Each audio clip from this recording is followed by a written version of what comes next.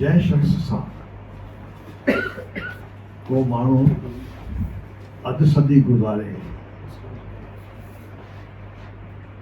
त मुमकिन आहे त उन बाबति ॻाल्हाईंदे के आत्मकथा जा हिसाब अची वञे ऐं मूं उन खां पढ़े सघई आहे। मूं कोशिशि कई आहे त उन जे सोच जूं पारूं जंहिं उनखे एतिरी कमिटमेंट उन में पैदा कई, एतिरो जुनून उन में पैदा कई, उन्हनि में फूल विझण जी कोशिशि कया। जेकॾहिं एक्सट्रीम ॻाल्हाइबो त माण्हू किथां खां किथे वञी पहुचंदो, तंहिं करे मां लिखी आयो आहियां जेको तव्हांजे साम्हूं पेश आहे। अदब सदियुनि जो मामिलो थींदो आहे। जॾहिं हिकु सियासत ऐं इक़्तिदार वक़्ती थींदा आहिनि, पर उहे उन वक़्तु हद खां वधीक हासिल कंदा आहिनि, अहमियत हासिल कंदा आहिनि ऐं नगाड़े जा वॼंदा रहंदा आहिनि।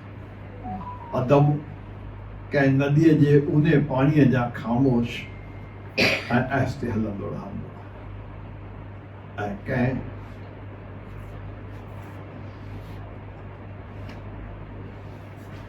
उने पाणीअ ऐं मथां छुए ते हलंदड़ कखनि पननि में तमामु घणो तफ़ावत थींदो आहे। उने पाणी खे सम्झण लाइ ऊनो वञणु ज़रूरी थियो पवे। इहा हक़ीक़त आहे त साहित्यकारनि खे पंहिंजे ज़िंदगीअ में तस्लीम न कयो वेंदो आहे,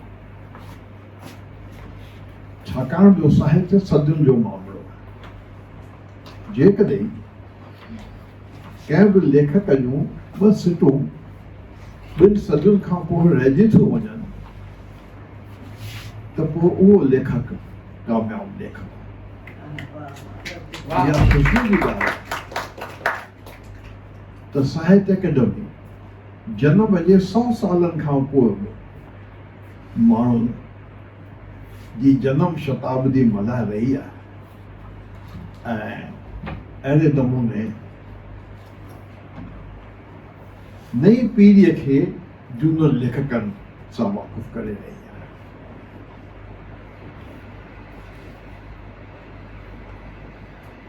गुज़िरियल सदीअ में, 20वीं सदीअ में के तमामु अहम वाक़ा थिया।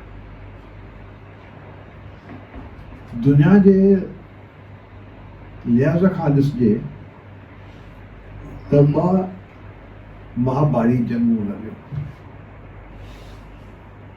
ऐं साॻिए वक़्त ते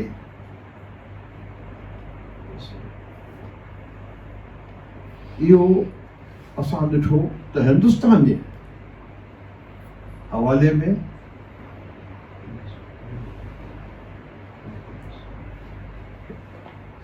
हिंदुस्तान जे हवाले में पढ़ां बहितर आहे। 20वीं सदीअ 2 महाभारी जंगूं ॾिठियूं ऐं हिन बर्स लॻी केतिरा ई मोड़ ॾिठा जिन शुरूआती पीढ़ियुनि खे मुतासिर कयो। उहे हुयूं समाज सुधार जी हलचल, आज़ादीअ जी हलचल ऐं सिंध जे लाइ मुल्क जो विरहाङो।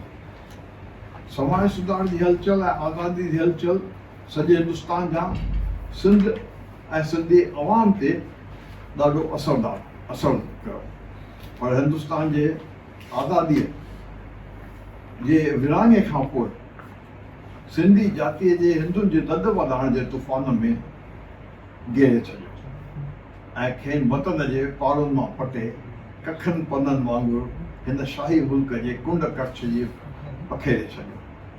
हाणे त सॼी दुनिया संदन घर थी पियो आहे।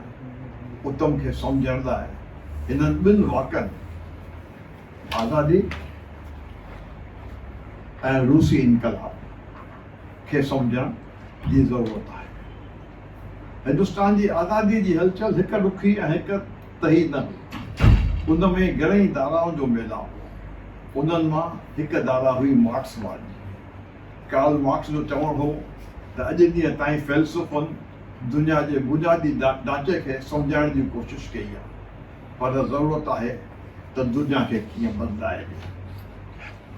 हिन अमल करे ऐं हिन सोच जो असरु सिधे नमूने सियासत ते थियो ऐं हुननि उसूलनि खे बुनियादु बणाए कम्युनिस्ट पार्टी पारां सोवियत यूनियन जी रियासत वजूद में आहे। मज़लूमनि जी सरकार दुनिया जे सभिनी मज़लूमनि खे हिकु उमेद ॾिनी ऐं हिन वीचारधारा जो असरु हिंदुस्तान जे आज़ादीअ जी हलचल ते पिणु थियो। हिन मत जो हिकु कमु करण जो तरीक़ो आहे जमायत बंदी ऐं गॾियल रहनुमाई। साॻिए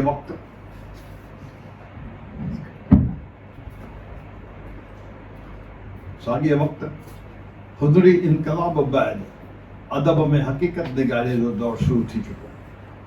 समाज सुधार अदब खे बदिलाइण जो वहन करे तस्लीम कयो वियो हो ऐं उनजो इस्तेमालु कयो।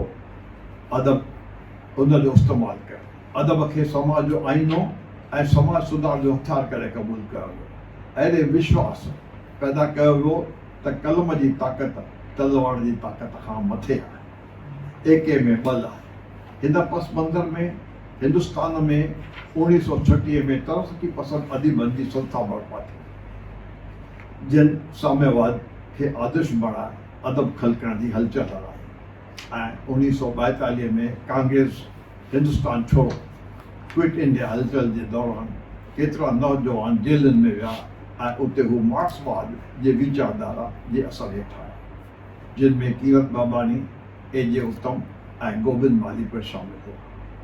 मार्क्सवाद जे जमायत बंदी जे उसूल हेठि गोविंद मालीअ ऐं कीरत बाबानीअ विरहाङे खां अॻु ॿियनि सां गॾु सिंधी अदबी संगत जो पायो विधो ऐं उत्तम कॉलेज में फुलेली मैगज़ीन जो एडिटर बणियो।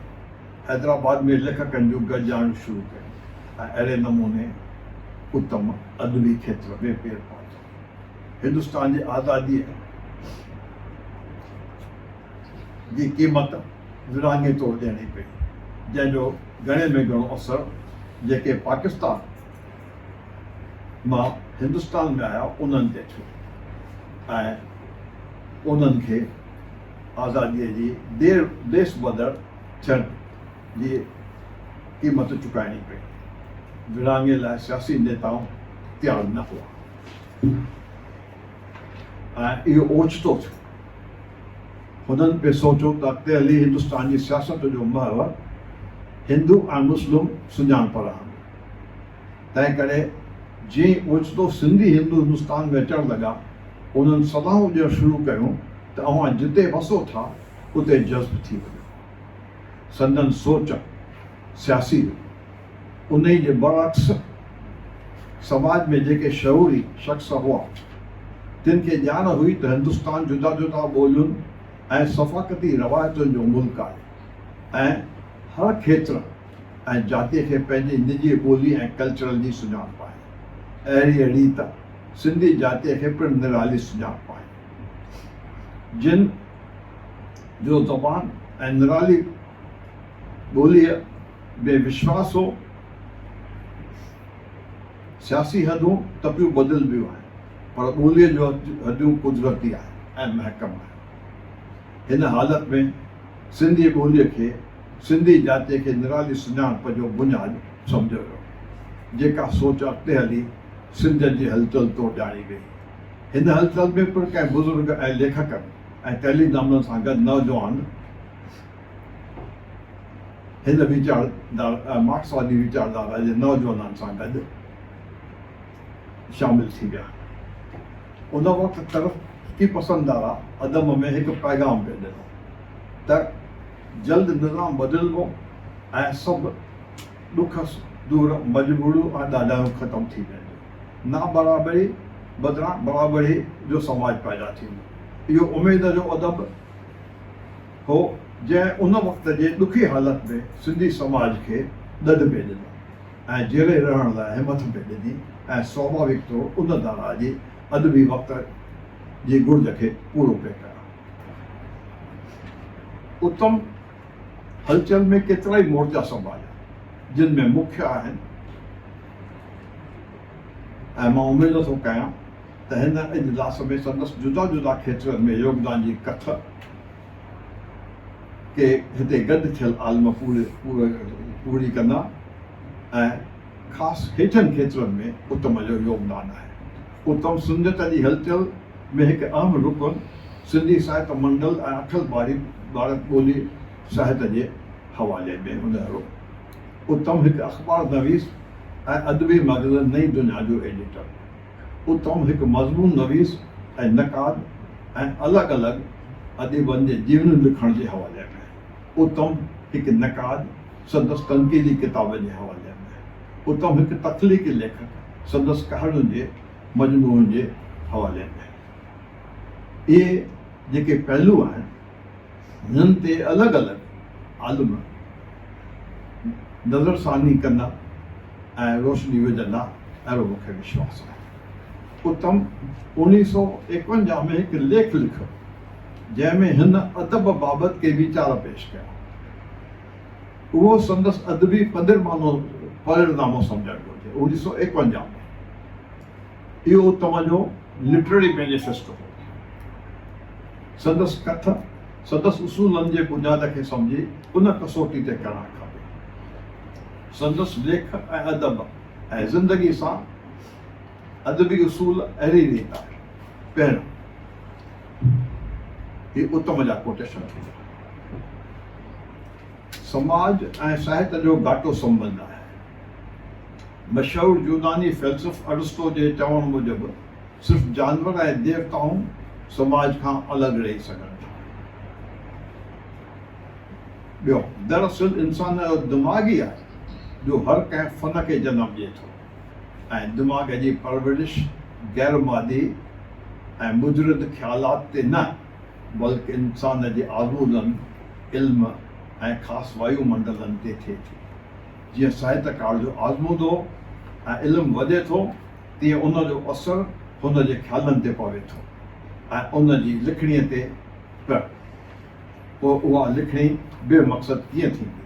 तंहिं करे अदीब ज़िंदगीअ जी कशमकश में बाख़बर या बेख़बर, सिधी या अणसिधी तरह, तरक़ी पसंद या रजत पसंद ताक़तुनि जो साथ ॾिए थो।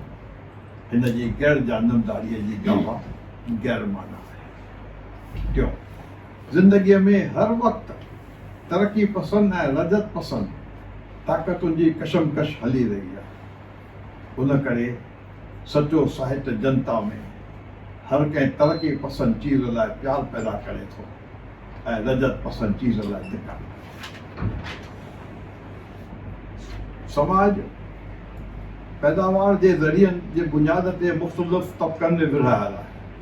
हिक त ॿिए तबक़े उन ई ज़रियनि ते के तरक़ी ॾियणु, उन मां पैदा थियल ढांचे ऐं लारनि खे तरक़ी याफ़्त सूरत ॾेई इंसानी ज़िंदगीअ खे वधाइण जी कोशिशि कई आहे। ऐं इहो तबिको पंहिंजे ज़माने जो तरक़ी पसंदि तबिको रहियो आहे। तरक़ी पसंद तबिको हर कंहिं ज़माने में रहियो आहे। बुद्ध बि रहियो आहे, अशोक बि रहियो आहे, अकबर बि रहियो आहे। इहे सभु एक्सपेरिमेंट्स आहिनि। इहे जेकॾहिं एक्सपेरिमेंट्स नाकामयाब विया आहिनि त हिन जो इहो मतिलबु कोन्हे त उहे बेसूद आहिनि ऐं बेकार आहिनि। अवाम जो ज़िंदगी ऐं संदसि अदब तख़लीक़ लाइ ज़र ज़मीन कचो माल मुयसरु थी करे ॾिए, जंहिंखे पंहिंजे रचना शक्ति ऐं कला सां ठपे ठाहियो अदब पैदा करे थो। अदीब खे पंहिंजे मुल्क ऐं ज़माने जूं घुरिजूं पूरियूं कंदे इहो ज़रूरु खपे त किथे हुन जो अदब सखणो ऐं अणगढ़ो प्रचार त नफ़ो थी पवे। छाकाणि जो जेके पोइ आया उन्हनि तरक़ी पसंदि अदब खे ॾीको पाए छॾियो त प्रचारी अदब आहे। हू पाण 1951 में लिखे थो त अदब खे प्रचारी नाहे थियणो। हू हिन ॻाल्हि जे लाइ कॉन्शियस हो। सुवाल थो थिए त कहिड़ो सुठो ख़्यालु कंहिं कुझ से रूप में पेश करण सां साहित्यकार कामयाबी हासिल करे सघे थो? असुल में न। त उत्तम खे हिन कसोटी ते परखणु खपे। उत्तम सिंधी अदब जो हिकु शहूरी अदीब हो, हुन घणा ई मोर्चा संभालिया। हू उमेद, आत्मविश्वास ऐं उत्साह सां भरियो भरपूर हो। इहा हक़ीक़त आहे त केतिरे ई नामाड़ा लेखक जूं शुरूआती रचनाऊं नई दुनिया में छपियूं, जिन अॻिते हली करे साहित्य अकेडमी जा इनाम हासिल कया। हिन लिहाज़ खां उत्तम सिंधी अदब खे केतिरा लेखक पढ़िया ॾिना आहिनि, जेका संदसि वॾे में वॾी देन आहे।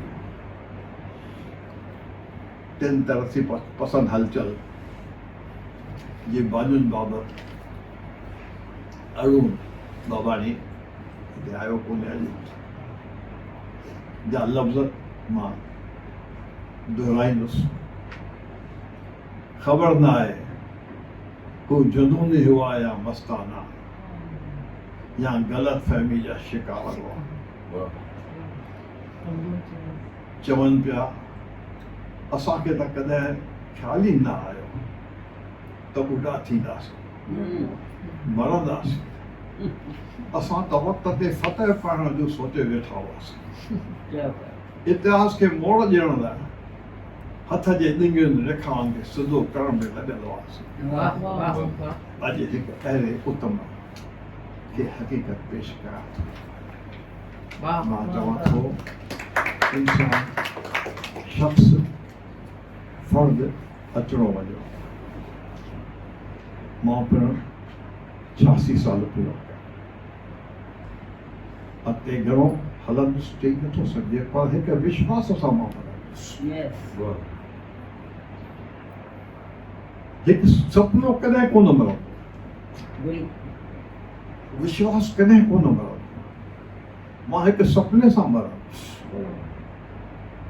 मां मञा थो त अॼु वीर वरी वई आहे। अॼु असां हिस्ट्री जे बदिरां मिथोलॉजी में था जियूं, पर जेका लहर वापसि वई आहे उहा वरी तूफ़ान बणिजी ईंदी ऐं किनारा ओढ़ा पियो। मां हिन विश्वास सां